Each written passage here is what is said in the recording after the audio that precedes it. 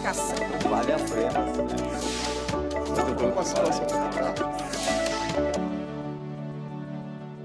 Olá, o programa em discussão de hoje vai falar sobre as relações de trabalho no Brasil. A reforma trabalhista no Brasil de 2017 foi uma mudança significativa na consolidação das leis do trabalho. Entre as modificações da Lei 13.467 estão a questão da terceirização, jornada de trabalho, intervalo, parcelamento de férias, rescisão contratual, gestantes, contribuição sindical e trabalho intermitente. Outra modificação prevista na lei é que o profissional autônomo poderá prestar serviços para diversos contratantes e poderá recusar a realização de atividades demandadas pelo contratante. Poderão ser contratados como autônomos, motorista, corretor de imóvel, representante comercial, além de outras categorias com regulação específica. E para falar sobre esse assunto, eu converso com Ana Maria Godke, que é advogada, e Elton Duarte Batalha, que é professor de Direito da Universidade Presbiteriana Mackenzie. Sejam muito bem-vindos. Queria começar a conversar com vocês, começar com a doutora primeiro, falando um pouco sobre o que essa reforma de 2017 avançou nas leis trabalhistas brasileiras. Inicialmente, o principal objetivo da reforma seria o aumento do emprego, porque a globalização contribuiu para que houvesse as empresas concorrentes, elas tiveram que fazer para evitar prejuízos que elas estavam tendo com os empregados que estavam muito altos custos, então eles foram obrigados, acabou causando uma série de desempregos por causa disso. Então, com a reforma trabalhista, melhorou a posição. Primeiro começou com a contribuição sindical, que era uma contribuição compulsória, e passou a depender dos empregados concordarem com o desconto e, inclusive, autorizar o desconto, né?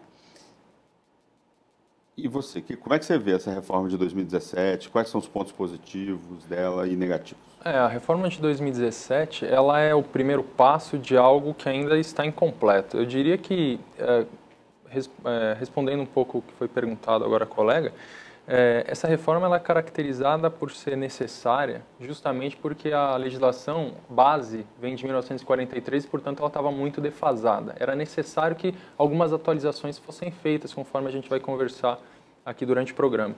Ela foi imperfeita justamente porque ela, de fato, tinha alguns problemas de regulamentação. Nem tudo foi regulamentado de maneira perfeita, mas também é utópico esperar uma legislação perfeita. Então, o primeiro passo foi dado. E ela é insuficiente porque, embora ela tenha tocado na questão da contribuição sindical, ela não propiciou ao Brasil, por uma questão legislativa específica, a liberdade sindical tão esperada no país. Isso provavelmente vai ser feito apenas em um outro momento, mas de qualquer maneira ela tem muito mais pontos positivos do que negativos, porque em termos econômicos ela propiciou um campo mais positivo para eventuais investidores no país, né? Vamos dar alguns exemplos, por exemplo, jornada 12/36, intervalo, férias divididas, né? Explica pra gente, vocês podem explicar pra gente alguns pontos aí interessantes que foram... Até falei no começo, alguma questão das gestantes também, né, de trabalhar em lugares insalubres, foi proibido isso, se eu não me engano. Queria que vocês detalhassem um pouco essa reforma de 2017, assim, primeiro nos pontos positivos, assim, o que a gente pode começar a falar?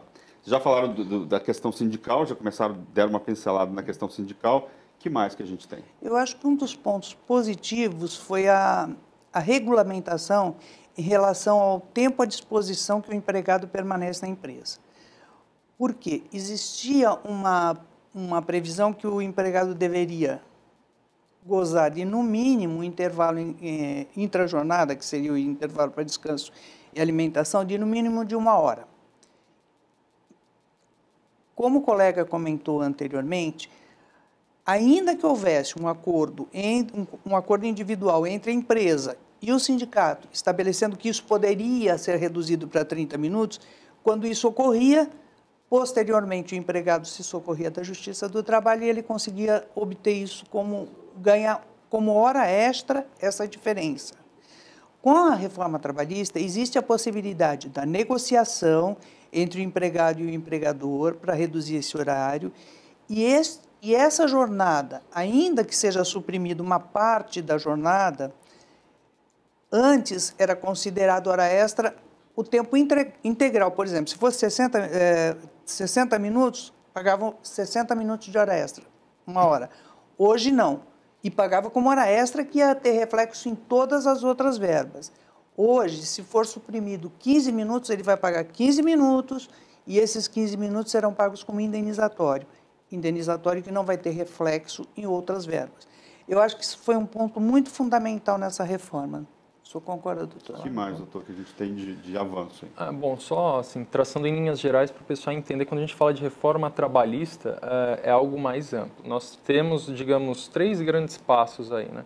O primeiro que foi feito em 2017, que mexeu um pouco na parte coletiva, mas sobretudo mexeu na parte de direito individual. A gente pode chamar de mini-reforma trabalhista? Eu não chamaria de mini porque mexeu em tanta coisa. A proposta inicial era uma mini-reforma, depois mexeu em muitos dispositivos, então ficou bem substanciosa, digamos, essa reforma. Um segundo passo, que foi dado agora há poucos dias com a MP, que agora é uma lei mesmo, a Declaração de Liberdade Econômica, ela toca em alguns aspectos, não apenas da área trabalhista, mas do direito em geral, o direito civil, o direito empresarial, que tende a desburocratizar, que é essa lógica que tem tomado conta das reformas. E um terceiro passo, que talvez só venha depois das reformas previdenciária e tributária, que é sim mexer na questão sindical para tentar colocar o Brasil em paridade com as nações mais desenvolvidas no mundo, dando a tão chamada e tão esperada liberdade sindical que o Brasil espera desde quando foi feita a CLT e não foi implementada no Brasil. Como que é lá fora e como que é hoje aqui? Esse é o grande ponto de diferença do Brasil para outros países. Eu tive a oportunidade no mestrado e no doutorado de fazer alguns cursos fora do país, tanto na América Latina quanto na Europa. Lá na Europa, evidentemente, influenciou muito toda a América Latina. Lá existe o sistema de liberdade sindical. Como existe liberdade sindical, existe concorrência entre os sindicatos, coisa que aqui no Brasil nunca existiu. Explica melhor essa liberdade sindical de lá. Quer dizer, você pode ter vários sindicatos no mesmo local? Exatamente, essa é a ideia. Em teoria, dentro de um mesmo território, você pode ter mais de um sindicato tentando buscar representação dessa categoria. Ou seja, o mercado se regula. Exato. E aí, quem for o sindicato mais competente, eu voluntariamente, isso é típico de uma sociedade democrática, voluntariamente vou contribuir para ele. Aqui no Brasil nunca existiu isso. A contribuição é compulsória, né? Não só a contribuição, porque aí quando a gente fala em sistema de relações coletivas e de direito sindical é um tanto mais complexo. A contribuição foi compulsória até 2017, mas não acabaram com um outro aspecto, até porque não podiam, porque para isso precisaria mudar a Constituição e por questões políticas o governo Temer não tinha força suficiente para isso, era mexer na questão da unicidade sindical, ou seja, acabar com essa ideia que eu mencionei agora há pouco de em determinado território somente pode haver um sindicato. Logo, até 2017, o que nós tínhamos aqui no Brasil era que, independentemente do que o sindicato fizesse por você, um dia do mês de março do seu salário ia para os cofres do sindicato. Ou seja, ele trabalhando bem ou mal, os cofres dele sempre estavam cheios. Agora, depois da reforma, nós criamos uma outra situação, porque nós tiramos um dos aspectos desse problema sindical, que é a contribuição compulsória, a contribuição sindical, mas não tiramos o outro por esse obstáculo que eu acabei de dizer, que é a unicidade sindical. Ou seja, essencialmente você tem sindicatos que, por mais que trabalhem agora por você, ele não necessariamente vai receber o dinheiro, porque eu, fazendo parte da categoria, vou ser beneficiado por essa teórica luta do sindicato. Uma questão que muita gente pergunta é, isso não enfraquece os sindicatos no Brasil? Né? Porque a partir do momento que ele está ali na lei de mercado, a tendência não é diminuir a quantidade de sindicatos e o trabalhador, a representação do trabalhador não fica diminuída aí nesse processo contra a empresa, contra o empregador. Qual que é a opinião de vocês sobre isso? Eu acho que a diminuição da quantidade de sindicatos é necessária. Porque começou... Por exemplo, eu vou citar uma categoria que é bem insignificativa, vamos supor, cabeleireiro. Uhum. O cabeleireiro tinha o sindicato cabeleireiro, o sindicato barbeiro, não é isso, doutor? Uhum. Então, em uma mesma categoria existiam vários sindicatos. O que acontece? Enfraquece, porque aí você não consegue controlar de que forma vai ser dividido. Essa contribuição que era compulsória, a gente não sabia para que sindicato ia. Então, enfraquece todo mundo. Por isso é que tem, é nessa mini-reforma que tem essa situação que eu acho que tem que ser, eu acho que tem que reduzir a quantidade de sindicatos. É só uma observação. Antes da reforma, os estudos aqui no Brasil demonstravam, da reforma de 2017, né, que nós tínhamos cerca de 20 mil sindicatos. 20 mil sindicatos.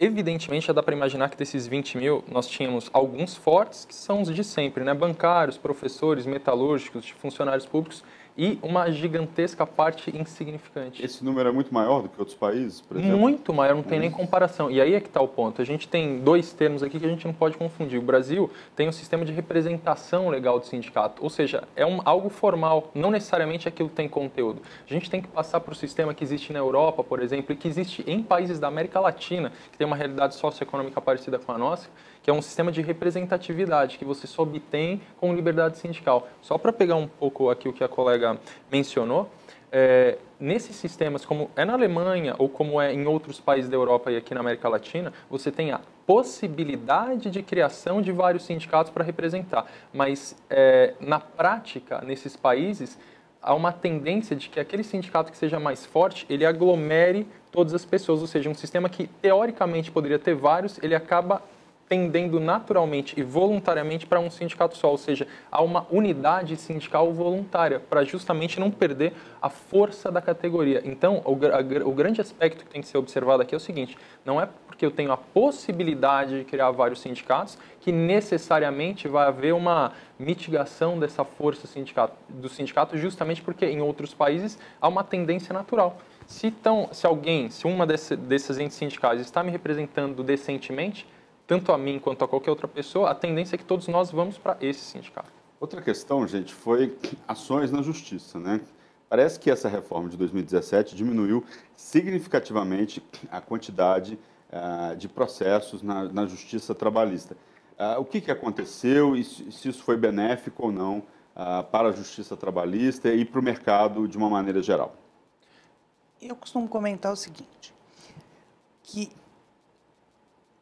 pela CLT, o que acontecia? O empregado ele não tinha responsabilidade pelo pagamento de custas, honorários, perícia, nada disso. Então, existiam alguns advogados que faziam o seguinte, você saiu da empresa?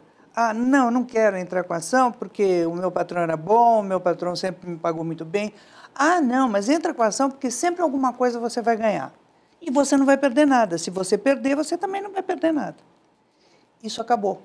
Inclusive, eu sei de escritórios que fecharam. Por quê? Encerraram as atividades.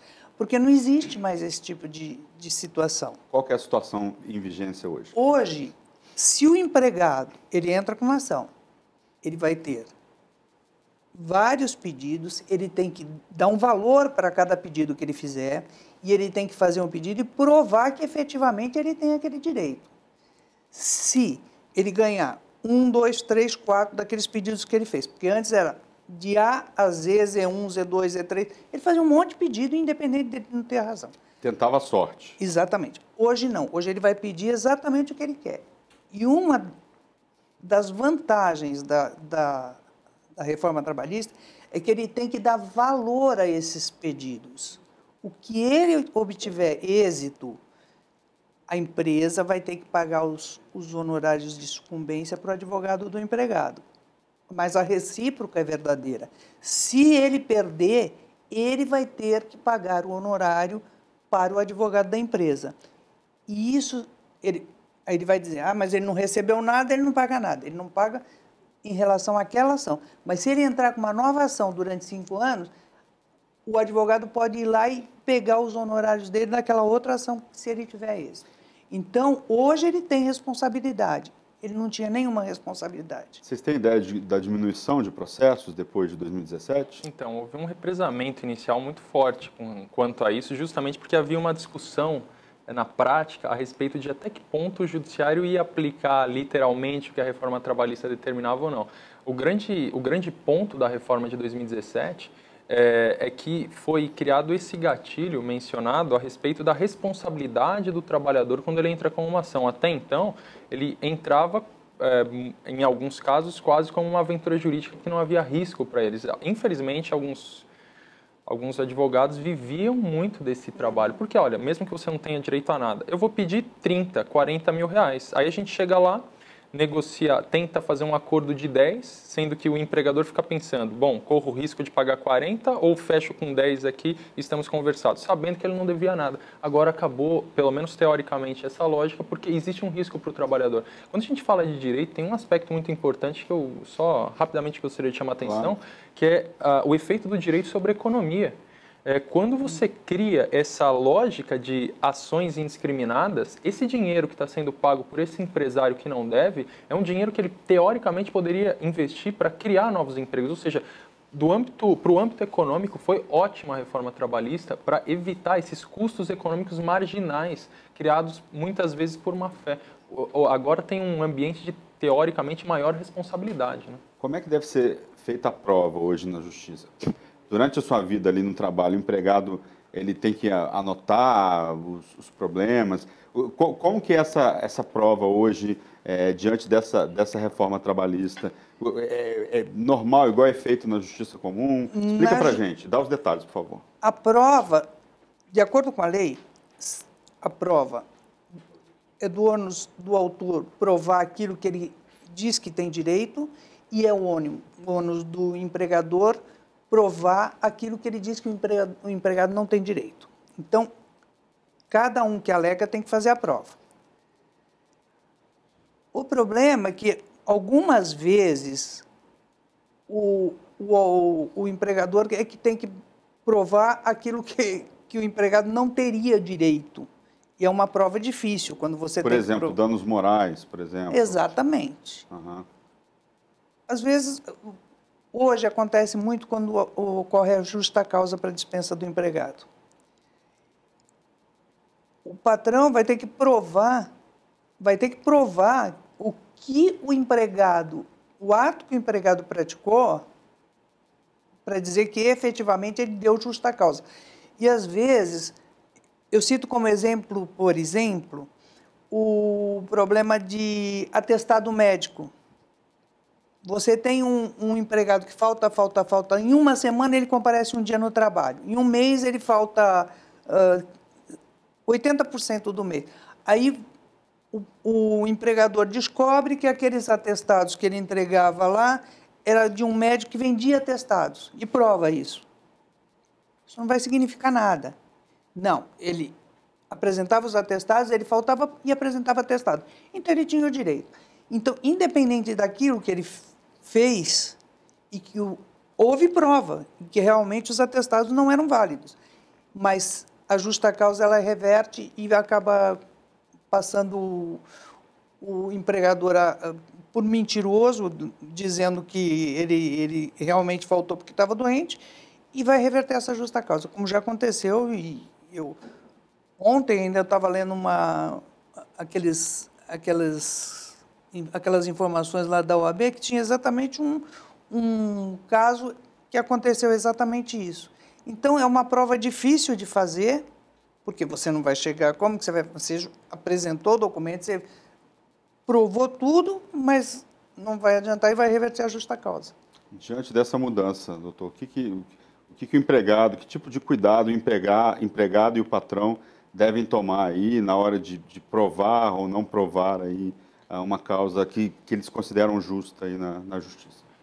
Eu diria que a reforma trabalhista, a de 2017, ela mexeu mais nas questões estruturais. Então, com relação às provas, como a colega mencionou, tem que tomar cuidado com o que fala, eu diria, com o que faz no ambiente de trabalho por parte do trabalhador, e por parte do empregador, ele sempre vai ter as provas necessárias, o que estruturalmente ele sempre teve, né? Exercendo o poder de controle dele no ambiente de trabalho, fiscalizando, tendo acesso ali a questões testemunhais, de atitudes do empregado, ou questões documentais. Mas, por exemplo, um assédio moral, gravar, né? Alguém está cometendo um assédio ali moral. A gravação vale na Justiça, por exemplo? Aí é que está o ponto. Exemplos práticos como esse que eu estou falando, assim, para coisas difíceis de provar que o empregador... Assédio moral sempre é um dos pontos mais complicados, porque ele, até conceitualmente, ele demanda uma repetição de atos que ofendam moralmente uma outra pessoa. Nesse caso de ofensa moral, vai depender muito da situação, mas, por exemplo, posso ter uma ofensa moral de modo verbal. Essa ofensa moral de modo verbal, necessariamente eu vou precisar de uma testemunha para que reforce aquele contexto, para verificar se, eventualmente, uma gravação não foi retirada de contexto. Do ponto de vista escrito, e aí é que está o ponto mais atual. Hoje todo mundo fala por WhatsApp ou fala em redes sociais, tem que tomar extremo cuidado com o que fala. Aquilo lá, isso é prova. Aquilo é vida pública, portanto, aquilo lá serve de prova e são cada vez maiores, a quantidade de casos, é cada vez maior a quantidade de casos relacionados a isso, mau uso de redes sociais.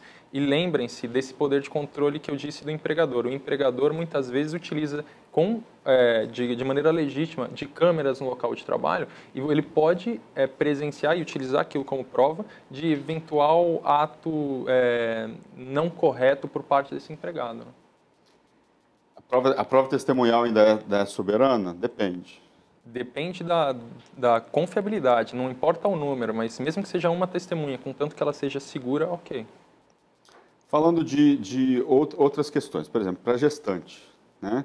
O que muda para a pessoa em gestação? Isso é um tema polêmico também, porque às vezes tem muitos patrões que não querem contratar empregadas mulheres por causa da possibilidade de gestação, né? E aí isso é extremamente injusto no mercado de trabalho. Como é que está essa questão hoje em dia? Como é que está o direito da gestante? O que a reforma contemplou para a gestante de uma maneira geral? Eu diria que eu lido com muito. Por exemplo, eu tenho uma empresa de cosméticos. A maioria dos funcionários que trabalham lá são mulheres.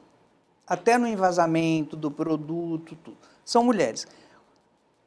E eles não têm nenhuma restrição em contratar mulher. Quando ela está gestante, para trabalhar em determinados setores, ela tem que ter uma autorização do médico. O médico vai dizer, olha, você pode trabalhar nesse setor, por exemplo, ou você não pode trabalhar. Produtos químicos, por exemplo, que possam expor gestante.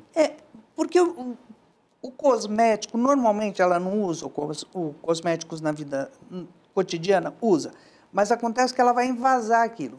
Tem a embalagem, ela vai lá trabalhar numa máquina, ligar um botão para colocar aquele produto, ela não vai ter contato nenhum com o produto.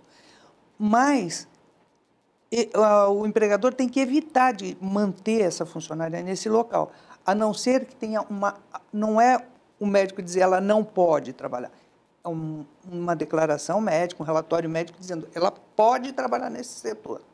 Então tem que ter uma estrutura lá, tem que ter um médico de segurança do trabalho que trabalhe em conjunto com outros médicos e dê esse relatório, e o médico dela particular também tem que dar esse relatório.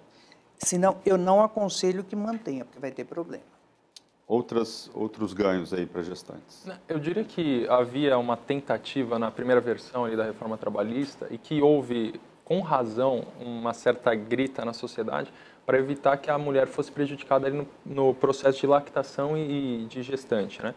E depois foi alterado, tanto que logo depois da edição da lei da reforma trabalhista houve uma medida provisória que depois não foi transformada em lei, justamente porque houve muito dessa discussão a respeito da gestante e da lactante. Eu diria que a grande questão da mulher, que poderia ter sido criado um problema na reforma trabalhista, mas felizmente não foi, são questões que existiam antes e existem até hoje. Discriminações de maneira geral, porque a discriminação contra qualquer pessoa tem um problema de prova, como é que eu comprovo. Então, o que eu diria para a mulher é sempre tomar cuidado com questões relacionadas à discriminação, que você tem alguma forma de comprovação. Por exemplo, discriminação etária, como é que eu comprovo isso? Mas basta você observar nas empresas a discriminação que tem com relação à idade. Óbvio que todo ser humano, homem ou mulher, tem ali um certo grau de discriminação quando a pessoa atinge uma certa idade.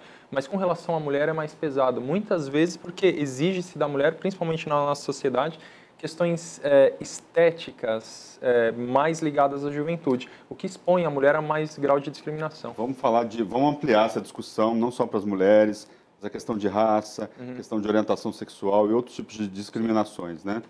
Pode continuar, doutor, mas vamos ampliar. Sim, Não falar não só da mulher, mas de outras, né? A gente ampliar o nosso público. Como você havia mencionado a questão da mulher, então eu fiz referência específica a isso, mas evidentemente a nossa sociedade, ela é marcada por vários graus de discriminação, isso é historicamente explicado. Isso não quer dizer que a gente tenha necessariamente que ficar com um discurso vitimista. A questão é, nós fazemos parte de uma sociedade. Portanto, se a gente se enxerga como irmão nessa sociedade, temos que pensar em como melhorar a vida desse irmão, né? Seja por questões de cor, seja por questões de gênero ou de deficiência. O grande aspecto judicial e do direito como um todo, talvez a colega concorde, diz respeito a como comprovar. Nos Estados Unidos, só para traçar uma linha de comparação para ver como a gente está, existem as ações coletivas, lá chamadas de class actions, em que você tem como comprovar no conjunto como ocorre aquela discriminação, quando você não tem como comprovar individualmente. Vou dar um exemplo rapidamente. Eu não tenho como comprovar que eu discrimino numa entrevista de emprego entre vocês dois.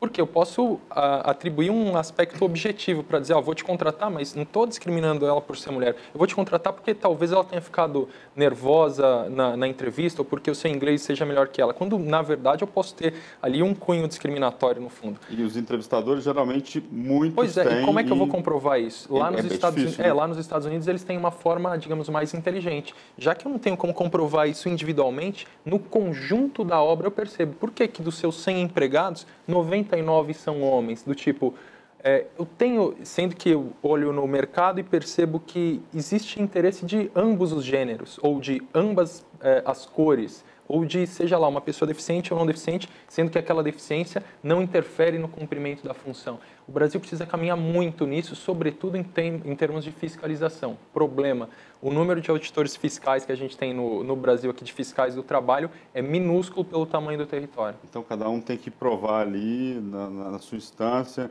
no seu local de trabalho, né? Outra questão é jornada de trabalho, né? Como que era e como que ficou depois da reforma trabalhista de 2017? Bom, hoje nós temos a jornada de trabalho que ela é parcial, tem aquela jornada que era do empregado que pode trabalhar 30 horas por semana. Tem profissões específicas, né, doutor? Por exemplo, um laboratório de análises clínicas, ele tem aquela jornada parcial de trabalho. Aquele empregado que ele tiver uma jornada de 30 horas semanais, ele não pode fazer hora extra. Agora, existe aquele que pode ser contratado para trabalhar 26 horas, ele pode fazer até 6 horas extras por semana. E existe também a jornada de trabalho de 12 por 36, que tem que completar as 240 horas semanais. Com relação à jornada, eu acho que a parte mais significativa é em relação ao horário de percurso, que a gente fala horário in itinere, né, doutor? Que antigamente, esse período que o empregado ia de casa para o trabalho e vice-versa, isso era considerado hora extra, era considerado parte da jornada de trabalho. Hoje já não existe isso. Com a reforma, acabou essa jornada de percurso, não tem mais. E com relação também ao intervalo intrajornada, que é o que nós já comentamos anteriormente, que ele poderia ter uma negociação num acordo individual da empresa com o sindicato e depois o juiz não considerar essa negociação e considerar como hora extra o intervalo todo, de 60 minutos.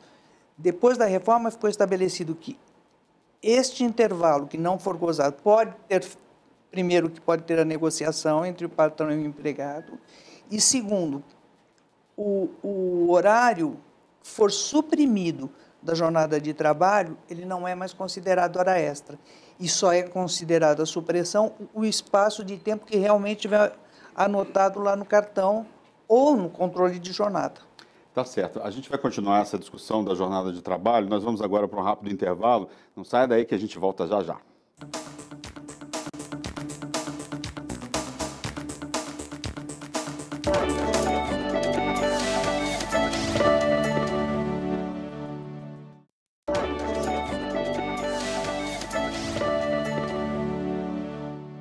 Estamos de volta com o programa em discussão que hoje fala sobre reforma trabalhista e relações de trabalho. Aqui no estúdio, Ana Maria Godke, que é advogada, e Elton Batalha, especialista em direito trabalhista, professor da Universidade Presbiteriana Mackenzie. A gente estava falando sobre, né, jornada de trabalho e tal. Uma questão que mudou bastante, né? Vocês estavam falando, né, jornada intermitente, né? Como é que é essa história? Então, só complementando um pouco o que a colega falou, que é muito importante de fato, a reforma trabalhista mexeu em alguns aspectos da jornada de trabalho, mas sobretudo dentro daquelas linhas gerais que eu havia apontado no início do programa, existe a questão da segurança jurídica. A questão do intervalo entre a jornada era um absurdo que acontecia no Brasil, que havia a determinação na lei de pessoas que trabalhem mais que 6 horas poderiam ter no mínimo 1 hora, no máximo 2 horas de descanso, salvo negociação coletiva. Só que quando essa negociação coletiva, às vezes a pedido do empregado e com a presença do sindicato, era reduzida para 30 minutos, muitas vezes porque ele queria, por exemplo, fugir do horário de pico de transporte público, quando ele entrava com a ação, ele ganhava essas horas de intervalo, digamos, de horário de almoço, como hora extra, o que prejudicava muito os empregadores e quebrava a ideia de boa-fé feita entre a empresa e o sindicato. É sempre bom deixar claro isso, não era a empresa e o João ou a Maria, era a empresa e o sindicato que fazia essa negociação, então era teoricamente entre iguais, né? Então isso foi muito importante do ponto de vista da reforma trabalhista. A reforma trabalhista mexeu em muitas outras coisas, inclusive em tipos de contrato de trabalho, e aí, claro, mexendo também nessa questão de trabalho intermitente, teletrabalho, que é o chamado home office. Do ponto de vista do trabalho intermitente, não existia isso aqui no Brasil. Ele foi inspirado pela legislação europeia. Existia na Itália, existia na Espanha e sobretudo em Portugal. Mas qual é o ponto? Embora existisse lá, nunca pegou de fato. Existia como lei, mas na prática nunca foi implementado efetivamente, justamente porque, em geral, você tem outros tipos de contrato que acabam exercendo essa função. Então, a ideia é ótima, mas na prática aqui no Brasil, nas poucas vezes que eu vi a tentativa de implementação, havia algo estranho, até porque me parece que sequer os contratantes entenderam bem o que significa um trabalho intermitente. Em relação, gente, ao home office, regulamentou o home office, né? Antes não podia isso? Regulamentou o home office, mas regulamentou na forma de teletrabalho, mas não de maneira perfeita. Antes, veja, todo mundo sabe e muitos trabalham de casa ou de algum outro lugar que não seja o estabelecimento do empregador, sempre se utilizando das chamadas TICs, né, as tecnologias de informação e comunicação. Como um celular ou um note, por exemplo, né, um notebook. A grande questão é, o que a legislação fez aqui, só para dar um exemplo, existe na lei do Peru já há muito tempo. E veja, não estou falando de um país da Europa, estou falando de um país vizinho aqui nosso, do Peru, regulado há muito tempo e muito melhor do que a nossa regulação, mesmo observada a legislação de 2017. Porque, por exemplo, a legislação de home office não determina claramente a obrigação do empregador quanto a pagar os instrumentos de trabalho utilizados no home office. Internet, luz, essas coisas todas. Deixou em termos de negociação entre as partes. Né? Exatamente. Porque eles contratam por um salário determinado e aquelas despesas que ele teria no local de trabalho, se não fosse o home office, ele teria que arcar com essas despesas. Em contrapartida, o empregado trabalhando em casa, quem vai suportar essas despesas é o empregado, quer dizer, vai tirar uma parte do salário para suportar com essas despesas. Isso dá margem para entrar na justiça e pedir uma reparação, gente? Aí nós vamos falar em provas, né, doutor? Então, é uma situação bem complicada, porque como que ele vai provar isso tudo? E-mail, por exemplo, hoje você vai fazer home office e tal. Né? Então, esse é o problema da lei. Ela, nesse sentido, é interessante que ela tenha colocado o teletrabalho, mas o problema ficou uma legislação tão lacunosa que a ideia inicial de diminuir ações trabalhistas com relação ao assunto pode ter um efeito contrário, de aumentar justamente nessas questões. Eu acho que eu tenho o direito de receber esse dinheiro que eu gastei para trabalhar. Vou ter que entrar com uma ação. Então, por exemplo, eu trabalhei um dia de home office, eu vou dividir a minha conta 1/30 e pedir... A lógica seria essa? Não. vai depender muito da situação prática. Aí vai ser decidido caso a caso para você verificar exatamente isso. Mas não só, estou dando exemplo assim, só para também não tomar mais tempo aqui do programa, mas tem várias outras questões muito importantes do tipo, e se ocorrer um acidente de trabalho? Ele está ali trabalhando em casa, de repente ele tropeça numa bolinha de gude, na bolinha de gude do filho. Eu vou considerar isso como um acidente de trabalho? Gente, é acidente? Teoricamente, sim, porque ele está no horário de trabalho, mas pense em outras coisas não tão trágicas como essa. Num ambiente de trabalho, o empregador tem responsabilidade com relação à iluminação, barulho, ergonomia dos materiais utilizados, da cadeira, para eu não ter problema na coluna, do computador, que ele tem que ficar numa determinada altura dos meus olhos. E na minha casa? Quem é que vai determinar isso especificamente? A nossa legislação deixou isso em branco. Nessa legislação europeia e mesmo na do Peru, existe uma determinação a respeito de como é que esse tipo de fiscalização ou de fornecimento de material é feito. Aqui no Brasil, como que isso é feito lá fora? Isso é feito em negociação prévia já entre as partes, em que elas combinam horários e o empregador sempre ele tem responsabilidade de início com relação a esse material. Então, se eu tenho uma cadeira normal na minha casa, mas que ela não é boa para trabalho, o empregador é obrigado a me fornecer uma cadeira ergonômica. Aqui no Brasil a gente tem um vazio, ou seja, espaço para ação trabalhista. Em relação à férias, gente, mudou também, agora pode-se dividir as férias, né? Como é que é essa história? Explica melhor para a gente.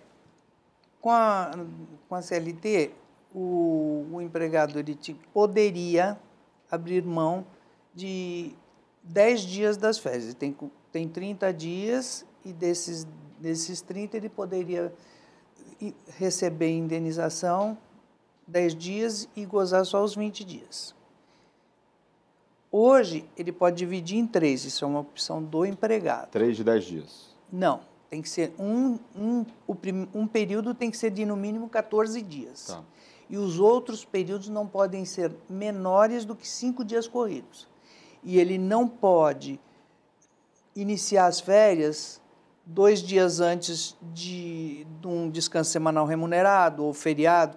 Não, ele tem que gozar as férias como, por exemplo, durante a semana ele vai entrar de férias, ele entra na segunda-feira, ele não pode entrar de férias na quinta-feira ou véspera de feriado, também não pode. Então tem que ser, se ele pegar 14 dias de férias, ele vai gozar 14 dias. Depois ele tem mais 2 períodos para gozar, ele tem que fazer a opção. Não pode ser menos de 5 dias corridos. Doutor?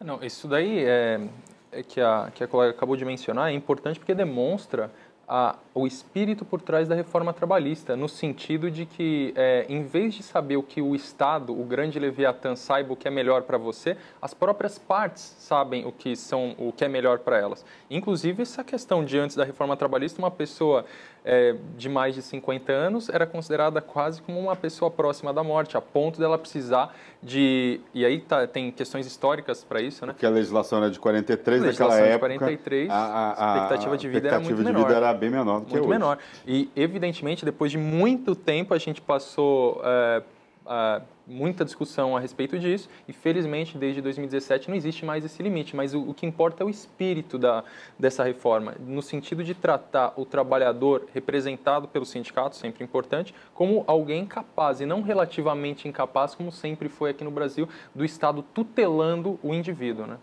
Em relação ao banco de horas, gente, vamos aproveitando férias, assim, né? A gente pode falar do banco de horas separados e a gente pode aplicar o banco de horas aí quando, o que o empregador pode fazer, enfim, o que não pode fazer mais. Com relação ao banco de horas, antes da reforma trabalhista, a empresa dependia que isso fosse regulamentado pela Convenção Coletiva de Trabalho. Aquilo que não estivesse previsto na Convenção Coletiva de Trabalho, ele não poderia, se não tivesse previsto, ele não poderia implantar na empresa. Hoje, com a reforma trabalhista, ele pode implantar, não depende de estar previsto na convenção coletiva, contanto que as horas que vão ser compensadas não ultrapassem 6 meses. Então, a cada 6 meses tem que zerar o banco de horas. Tem que zerar o banco de horas. E se o empregado for embora e ele tiver horas a serem compensadas, ele tem que receber isso como hora extra.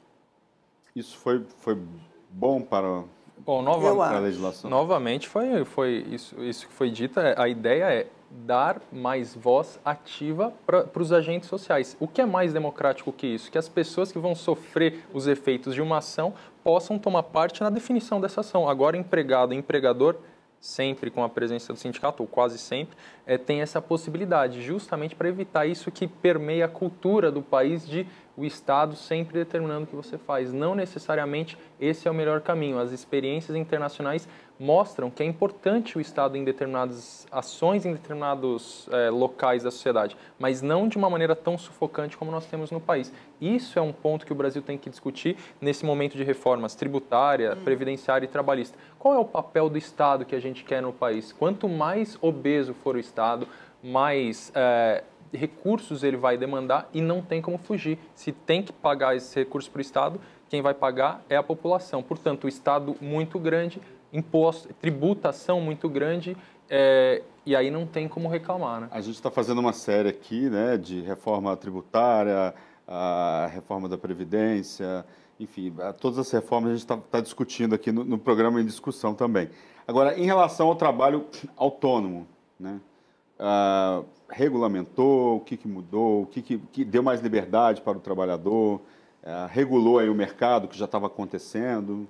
Então, a reforma trabalhista, originalmente, eles regulamentaram o trabalho autônomo, porque antes tinha o representante comercial, ele trabalhava com toda a autonomia, mas quando ele tinha exclusividade com aquele empregador, ele prestava serviço para uma empresa de fora e trabalhava aqui.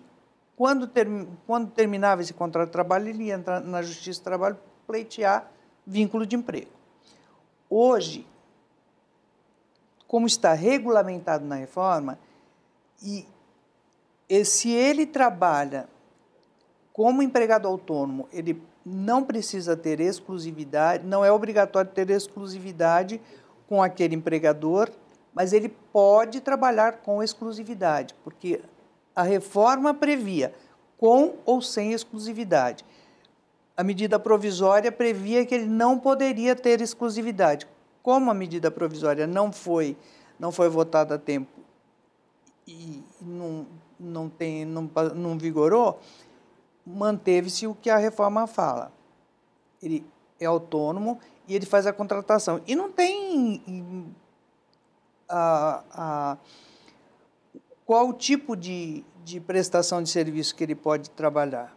Porque eles dão como exemplo motorista e outras, eles dão acho que 4 ou 5, né, exemplos, mas na verdade não está limitado a isso. Contanto que preencha aqueles requisitos que eles mandam, que a legislação exige, ele pode trabalhar como autônomo. Você falou de motorista, por exemplo, né? Essa é uma discussão que tá rolando muito hoje em dia, né? Eu sou motorista de aplicativo, né? Eu tenho vínculo ou não com a empresa, né? Como é que a reforma trabalhista vê isso? Porque em 2017 esse processo ainda estava acontecendo ali, né? A profissão de motorista de aplicativo já existia, mas hoje ela já está plenamente aí difundida, mas 2017 estava ali naquele começo meio aí, já estava a briga com o motorista de táxi e tal. Como é que está essa questão hoje do vínculo de profissões como motorista de aplicativo, mototaxista, pessoas que fazem entregas? Como é que está o vínculo com a empresa? Assim? Essa é uma discussão mundial. Só dando um passinho atrás para conversar um pouquinho sobre o que foi perguntado antes, a reforma trabalhista quase chegou a alterar, ou tentou alterar a questão da conceituação de autônomo, com base nessa ideia de exclusividade. O conceito clássico que diferencia autônomo de trabalhador subordinado, que é o empregado, é a questão de se há ou não subordinação, independentemente do fato de ter exclusividade ou não. O fato é, você determina a forma como eu trabalho. Se você determina a forma como eu trabalho, você é empregador e eu sou empregado. Se você só exige de mim o resultado e não determina a forma como eu trabalho, eu sou autônomo. Então, eu me comprometo apenas a entregar o resultado. Felizmente, não houve essa questão de exclusividade, que chegou a ser muito discutida, que você alteraria o próprio conceito de trabalhador autônomo, pelo menos incluiria ali um aspecto a mais. Com relação à questão desses trabalhadores que prestam serviço por aplicativo, é uma discussão mundial. Tem lá nos Estados Unidos, na França, em alguns países até proibiram por outros problemas, mas a grande discussão é, essa pessoa é empregada ou não? Existem algumas decisões pontuais em Minas Gerais, salvo engano em Brasília também tem uma outra, mas são decisões esparsas que são absolutamente minoritárias que reconhecem um vínculo de emprego.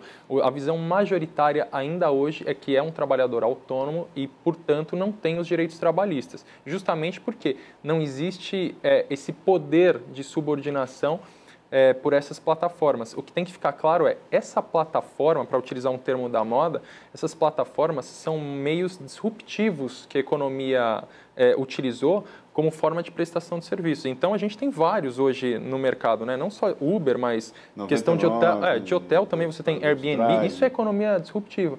A sociedade ainda não está com um instrumental intelectual suficiente para tratar desse assunto.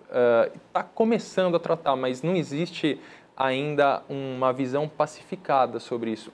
Atualmente o que nós temos é um trabalhador autônomo que se utiliza de uma plataforma e visões querendo atribuir isso a uma eventual relação de emprego, na verdade, tentando proteger, vão prejudicar esses trabalhadores, que muitos são desempregados e têm aquilo ali como única fonte de renda e podem perder essa fonte de renda simplesmente porque o aplicativo não se sustenta se tiver que pagar direitos trabalhistas para esses trabalhadores. Né? Com relação à pessoa jurídica, né? A empresa pode impor que você seja pessoa jurídica. Como é que é essa relação, né? Quero ser ou não quero ser pessoa jurídica? Como é que a legislação hoje trabalha essa relação e a relação de poder também da empresa com o empregado nessa hora aí de fazer com que passe para a pessoa jurídica? Eu tenho a impressão, aliás, eu acredito que essa modificação na reforma trabalhista foi exatamente para evitar a tal da pejotização. O que acontecia? Nós estamos falando de motorista, então vamos falar de motorista. Existem empresas que não são empresas de transportes, podem ser empresas de transporte, que contratam, algumas vezes, um motorista autônomo. Esse motorista tem o caminhão dele e ele trabalha para essa empresa de transportes. O que acontecia? A empresa, para contratá-lo, exigia que ele constituísse uma empresa para fornecer uma nota para poder fazer o pagamento para ele. Nessa situação, atualmente, se ele for contratado como autônomo, ele não tem mais que que constituir uma pessoa jurídica para ele trabalhar. Por quê? Porque ele simplesmente vai lá, ele dá um recibo de autônomo, um RPA, e ele pode trabalhar como autônomo.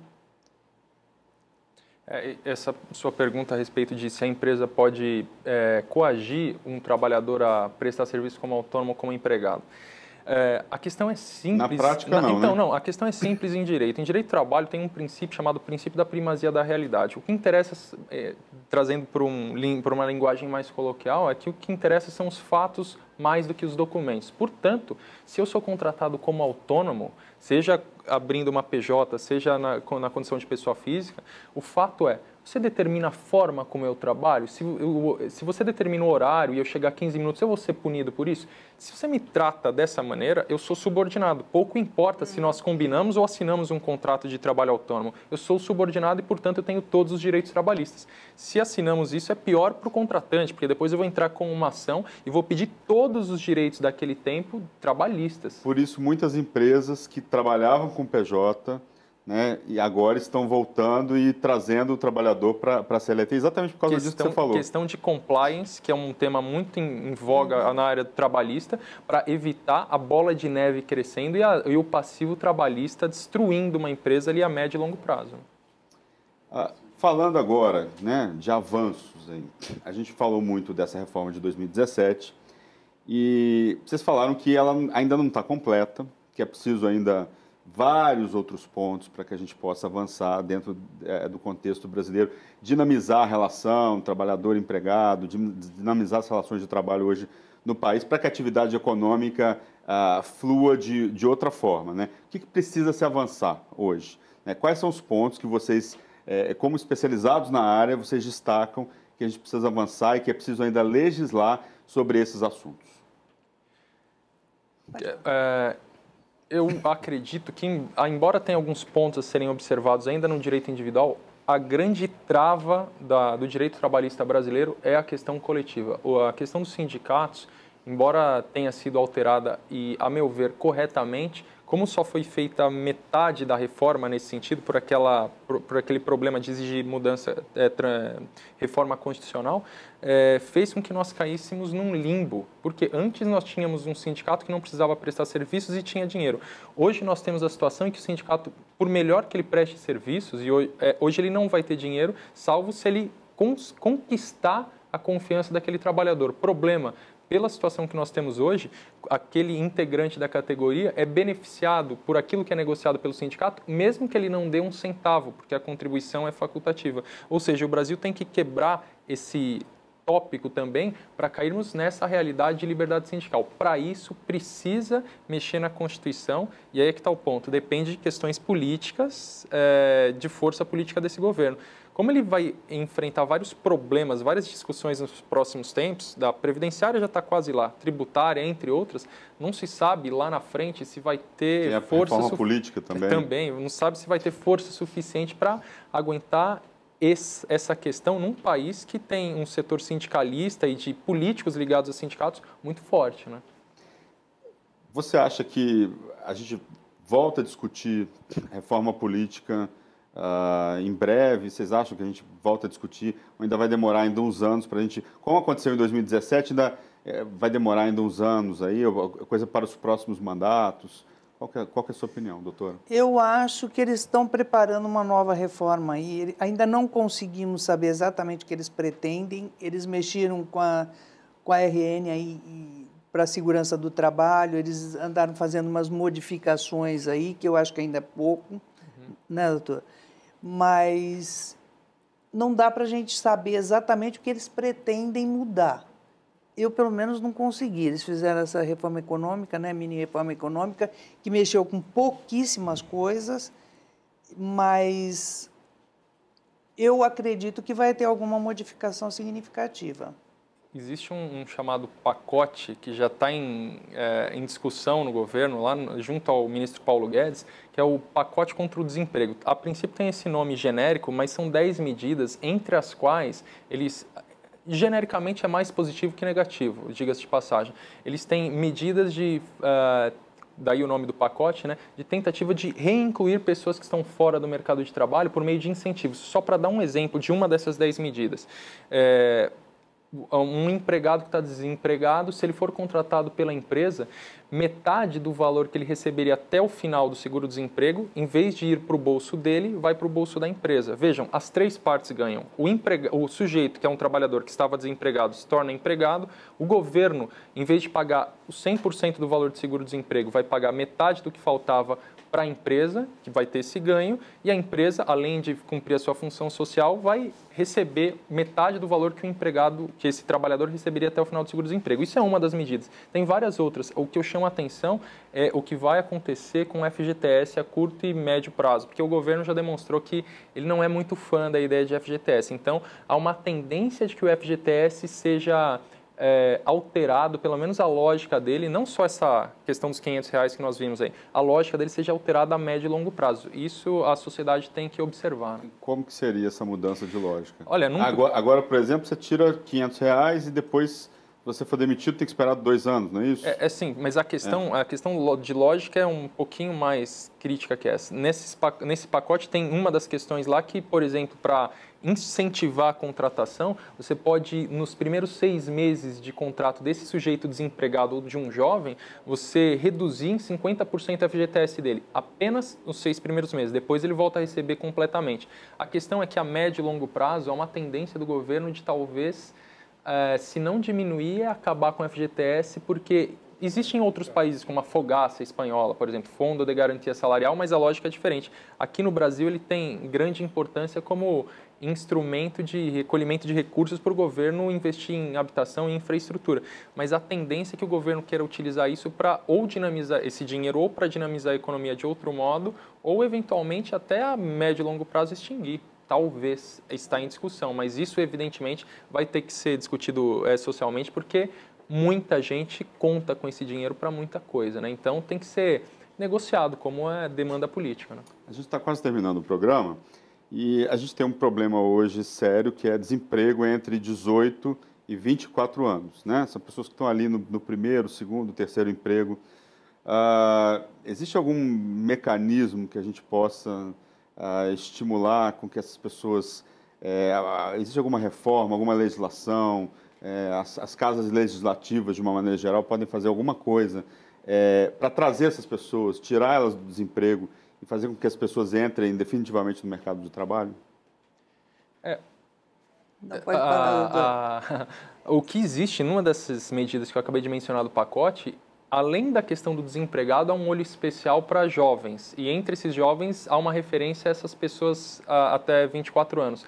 Eles seriam abarcados por essa medida que hoje é digamos, a menina dos olhos do governo é lutar contra o desemprego. Essa semana saiu um número importante para esse governo que já está começando, ainda que lentamente, a demonstrar recuperação econômica. Menos do que a gente gostaria, mas mais do que talvez a gente imaginaria em outros momentos, não tão longínquos assim da nossa história política, né? Então, existem essas micromedidas, não tem jeito. Aqui o que o direito pode fazer é, digamos, preparar o espaço para que o investimento venha. Agora, criar emprego o direito não cria. Ele cria o ambiente adequado para investimento e para isso a gente depende do setor econômico funcionar de fato, retirando burocracias, tornando um ambiente saudável para negócios, coisa que o Brasil internacionalmente não é, basta ver qualquer ranking. Gostaria de agradecer a presença de vocês. O programa de discussão de hoje termina aqui. Lembrando que você pode rever todo o conteúdo no canal da rede Alesp no YouTube. Nós esperamos vocês no próximo programa, discutindo um outro assunto de relevância para a sociedade. Até lá!